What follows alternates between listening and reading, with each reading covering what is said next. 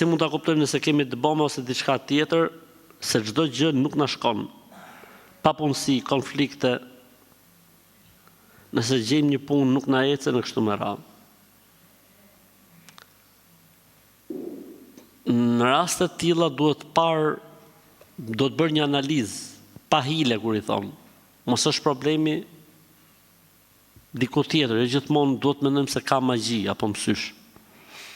E nëse nuk gjejmë arsye që justifikon konfliktin, debatin, mos ecjen e punëve, mos shkueshmërinë, dështimet, falimentimet, e ku dëgjon e tjera, atëherë bëhet një rukje.